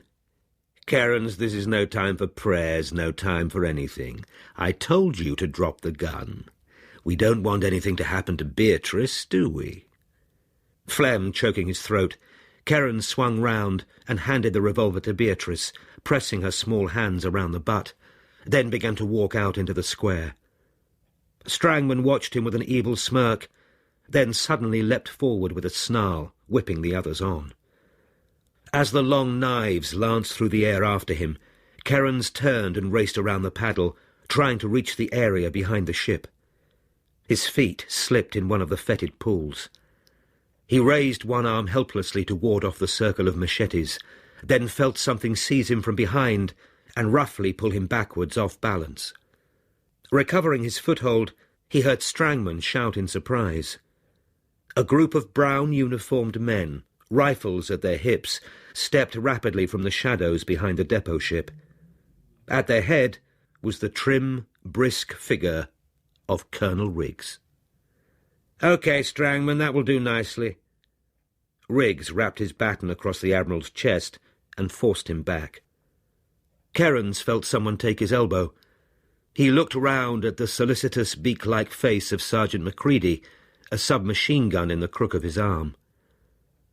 At first he almost failed to identify Macready, only with an effort managed to place his aquiline features, like a face dimly remembered across the span of a lifetime.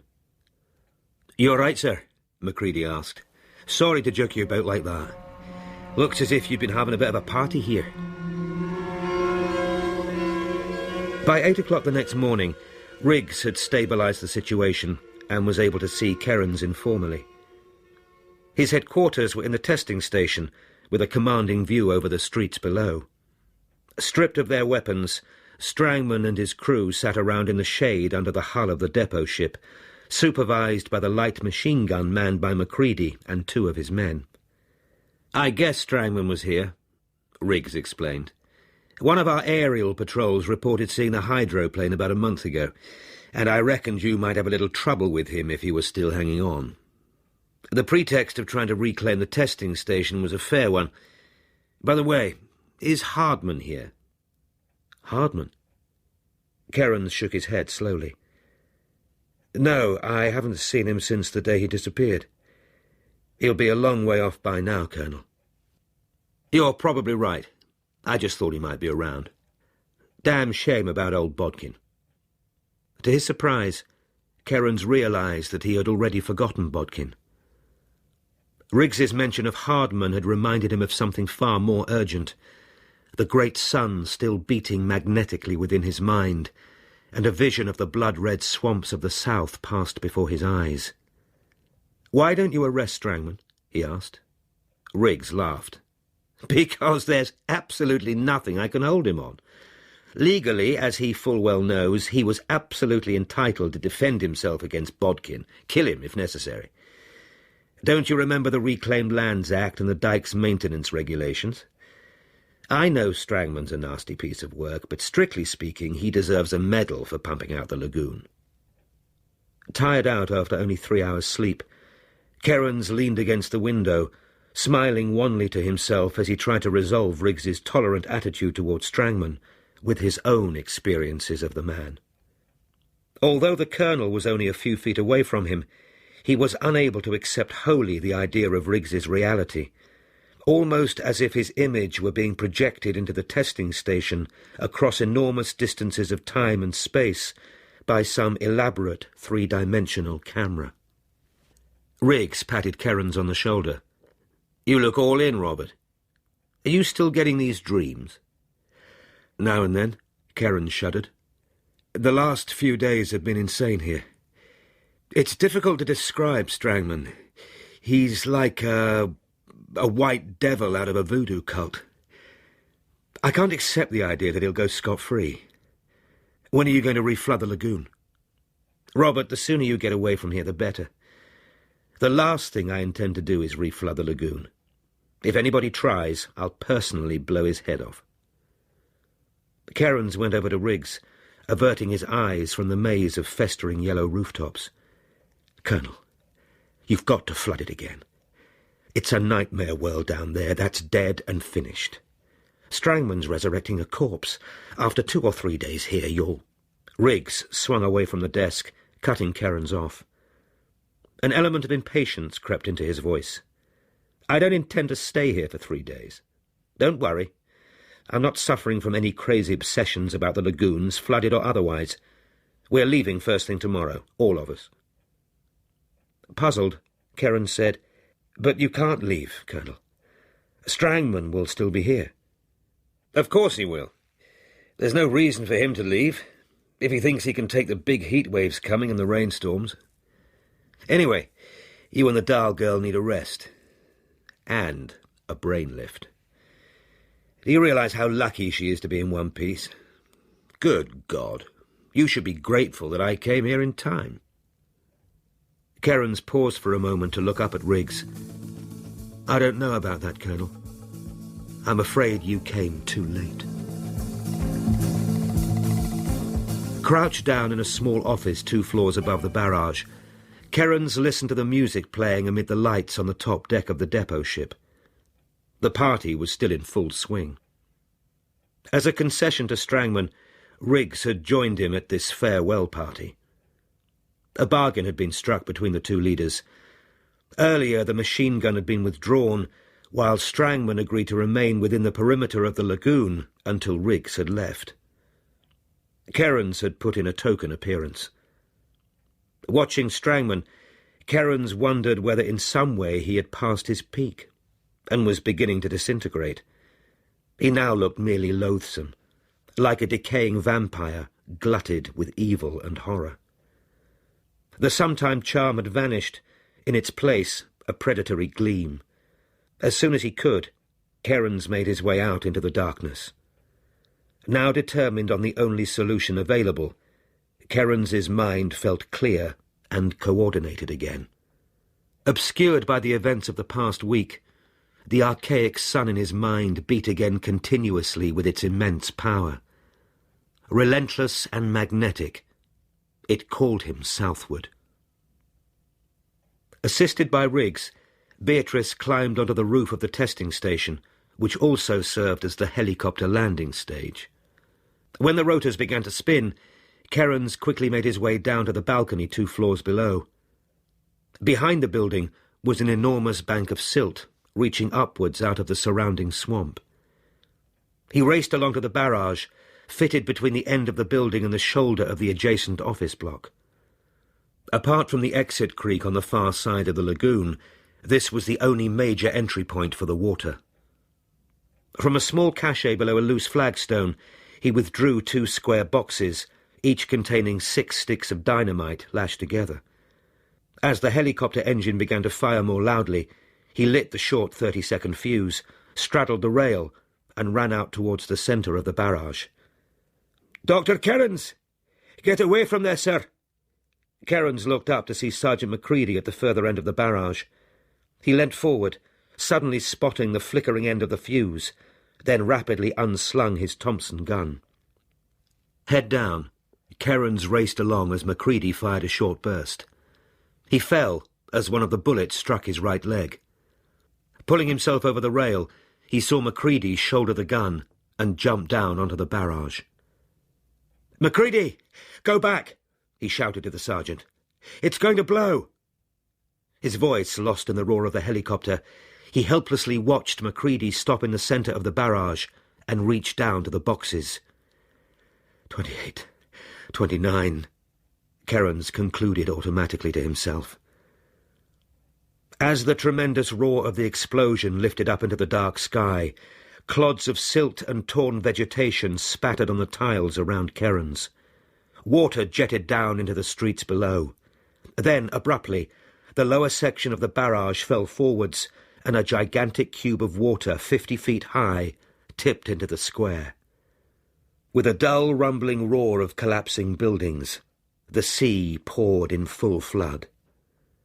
"Kerens!" He turned as a shot whipped overhead, saw Riggs running forward from the helicopter landing stage, pistol in hand. Sergeant Daly was helping Beatrice out of the cabin. Kerens hobbled into the lee of a small tower. From his belt he pulled the Colt and fired twice at Riggs. Both shots went wide, but Riggs backed off. Feet moved quickly towards him, and he looked around as Beatrice raced along the terrace. She sank down beside him. "Robert, you've got to leave. Riggs wants to kill you, I know." Kerens nodded, getting painfully to his feet. "The sergeant, I didn't realise he was patrolling. Tell Riggs I'm sorry." He gestured helplessly, then took a last look at the lagoon. Upended, Strangman's ship drifted slowly towards the far shore, spurts of steam and foam bursting out through the gashes in the hull. Neither Strangman nor any members of his crew were visible. "Robert, hurry." Beatrice pulled his arm. "Darling, where are you going? I'm sorry I can't be with you." "South," Kerens said, "towards the sun." "You'll be with me, Bee." He embraced her, then tore himself from her arms and ran to the rear rail of the terrace. He painfully dragged the bulky catamaran, homemade from 4 50-gallon drums, to the water. Riggs and Daly emerged through the ferns as he pushed off. While the outboard kicked into life, he lay exhausted on the planking, the shots from Riggs's .38 cutting through the small triangular sail. Slowly the interval of water widened to 100 and then 200 yards, and he reached the cover of the first small islands that grew out of the swamp.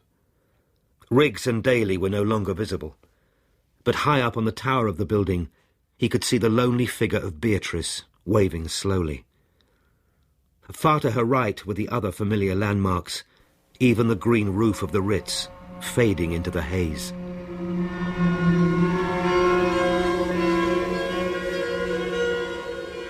He pushed on. Within an hour finally navigated the exit waters of the swamp and entered the broad inland sea that would lead him to the south. His leg had begun to stiffen, and he opened the small medical kit he had packed and washed the wound in a penicillin spray. He took one of the morphine tablets and fell off into a loud, booming sleep, in which the great sun expanded until it filled the entire universe. He woke at 7 the next morning. The boughs of the catamaran rammed lightly into a large fern tree growing off the edge of a small island. Massaging his leg, but fearful of the morphine, he made a small meal of a bar of chocolate. By 5 o'clock, Kerens was almost completely exhausted. The noon temperature of 150 degrees had drained all energy from him, and he lay limply under the moistened sail. The surface of the water turned to fire, so that the craft seemed to be suspended on a cloud of drifting flame. Pursued by strange visions, he paddled feebly with one hand. The next day, by good luck, the storm clouds moved overhead, and the air grew markedly cooler.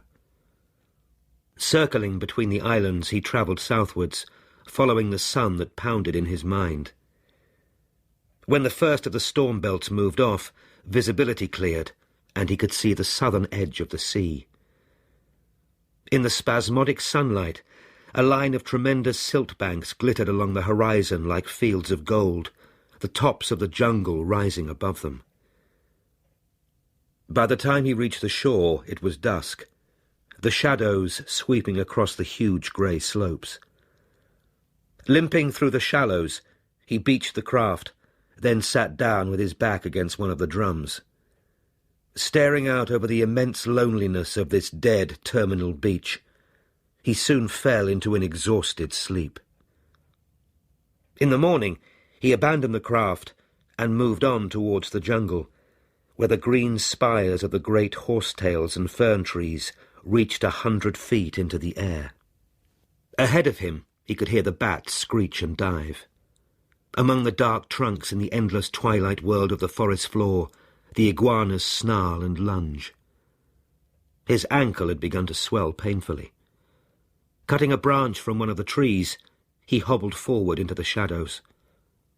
Frightened of resting for the night, he pressed on, shooting off the attacking iguanas, darting from the shelter of one massive tree trunk to the next. For 3 days he pushed ahead sleeplessly, feeding on giant berries like clusters of apples, cutting a heavier branch as a crutch. So his descent into the phantasmagoric forest continued, rain sweeping relentlessly across his face and shoulders. Sometimes it would stop abruptly, and clouds of steam filled the intervals between the trees, hanging over the waterlogged floor like diaphanous fleeces, only dispersing when the downpour resumed. Pulling himself over the wet clay-like soil, Kerens stumbled into what seemed to be the remains of a small temple. A faint, almost human cry sounded thinly into the air. Kerens looked around him quickly, wondering if an iguana had followed him into the ruin. But the jungle and the valley, and the whole place of stones, were silent.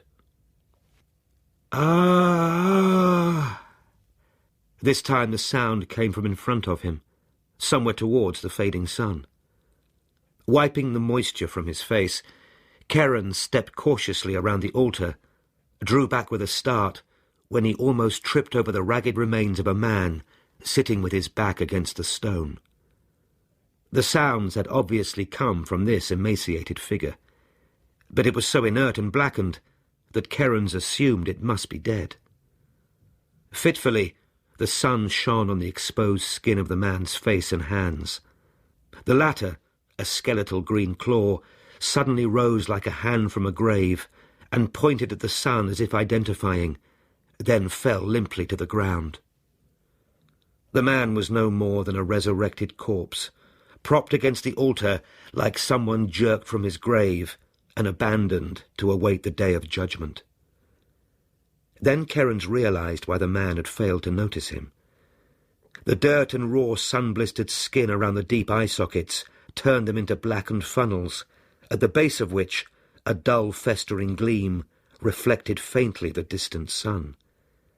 Both eyes were almost completely occluded by corneal cancers, and Kerens guessed that they would be able to see little more than the dying sun. Kerens bent down to the man, who seemed to sense his movement. "Hey, fellow." His voice was a feeble rasp. "You there, soldier, come here. Where have you come from?" His left hand scuttled around the wet clay like a crab, as if looking for something. Then he turned back to the vanished sun. "It's gone again. Ah, it's moving away from me. Help me up, soldier, we'll follow it. Now, before it goes forever." Despite the effects of the sun and rain, the remnants of the man's uniform trousers showed him to be an officer. His right hand opened feebly. In his palm was a small silver cylinder with a circular dial, a pocket compass carried in aircrew rescue kits. Kerens sat down beside him. Taking the ravaged cheeks in his hands like a child's, he said carefully, "Hardman, this is Kerens, Dr. Kerens. I'll go with you, but try to rest." Hardman showed no response to his name, his brows creasing slightly in puzzlement. Kerens stayed with Hardman for the next 3 days, feeding him berries and spraying his eyes with what was left of the penicillin. Hardman addressed him simply as soldier, sometimes rousing himself from his torpor to issue a series of disconnected orders for the morrow. On the third day, Hardman began to eat voraciously, as if preparing himself for another advance through the jungle. The strength seemed to return suddenly to his great ragged frame, and during the afternoon he managed to support himself on his legs, leaning against the altar as the sun sank behind the wooded hills. Whether he now recognized Kerens, the latter was unsure, but the monologue of orders and instructions ceased. Kerens felt little surprise when he woke the next morning and found Hardman had gone. He accepted Hardman's decision to move on without comment, assuming that he might or might not see the man again in the course of their common odyssey southwards. He waited a further 2 days in case Hardman chose to return, then set out himself. His medical supplies were now exhausted, and all he carried was a bag of berries and the colt, containing 2 shells. His watch was still running, and he used it as a compass, also keeping a careful record of the passage of days by notching his belt each morning.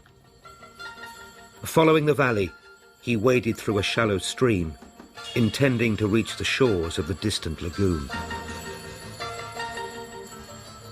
That he had travelled over 150 miles southward, he could tell from the marked rise in temperature. Again the heat had become all-pervading, rising to 140 degrees, and he felt reluctant to leave the lagoon, with its empty beaches and quiet ring of jungle. For some reason, he knew that Hardman would soon die, and that his own life might not long survive the massive, unbroken jungles to the south. Half asleep, he lay back thinking of the events of the past years that had culminated in their arrival at the central lagoons and launched him upon his neuronic odyssey, and of Strangman and his insane alligators, and finally, with a deep pang of regret and affection, holding her memory clearly before his mind as long as he could, of Beatrice and her quickening smile. At last, he tied the crutch to his leg and entered the jungle again. Within a few days he was completely lost, following the lagoon southward through the increasing rain and heat, attacked by alligators and giant bats. A second Adam searching for the forgotten paradises of the reborn sun. Robert Glenister was reading from The Drowned World by JG Ballard. The book was abridged and produced by Gemma Jenkins.